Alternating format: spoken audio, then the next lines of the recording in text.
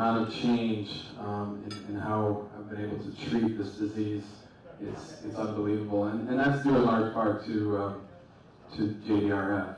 I started off with a glucometer that was about the size of this plaque right here, and it was about a 30-second countdown to read my blood sugar. Now it looks more like a little iPhone, and it takes about 5 seconds. And I think Kyle, I think I've doubled your blood sugar check. I think I'm up around 70,000 in my lifetime. But it has gotten a lot easier. I'm actually currently trying out this insulin pump.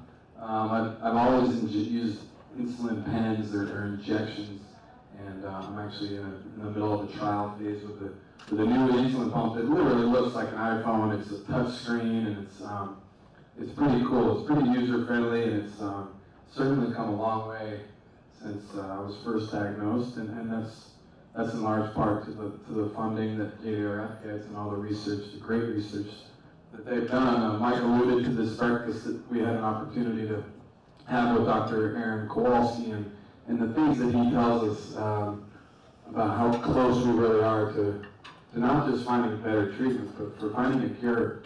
It's pretty amazing. We're really within a handful, 10 years from finding a cure, and for him to tell us that in that setting, it means that he's pretty confident that we can cure this thing.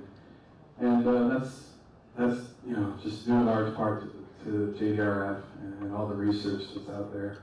And I know that as a baseball player, I benefit from all the advancements that we get. It's so much easier now to be a diabetic athlete.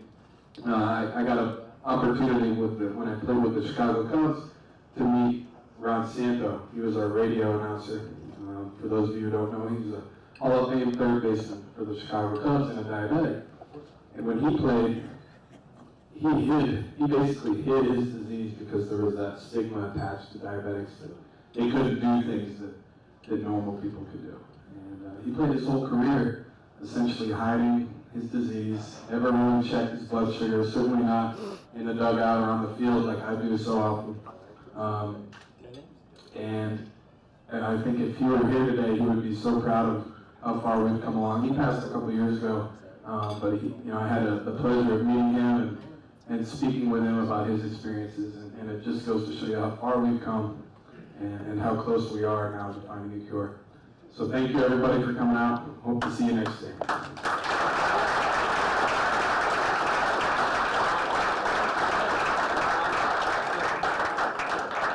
Pull out your iPhones. January 10th, 2014 is next year's tournament. So just save the day note. All right, we got lots of awesome raffle prizes. Let's get right into it. Your red ticket that you bought with the super ticket, please get those out. And let's get right into the raffle prizes. Ladies and gentlemen, we only had one lady, so that's the lady. All right, congratulations to all the winners. Again, thank you. Let's hear it for everybody.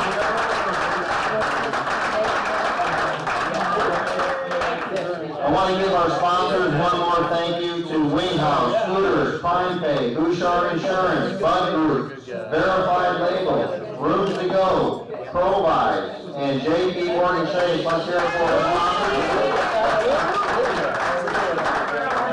I also want to thank Nate Wade. Real quick, Nate, raise your hand. And Laura Lee, Nate, Laura Lee, Nate is the director of marketing, Laura Lee is my executive assistant. It is a whole lot of work, and Nate's team, all of our marketing crew, did an outstanding job. The photos are awesome, as you can see.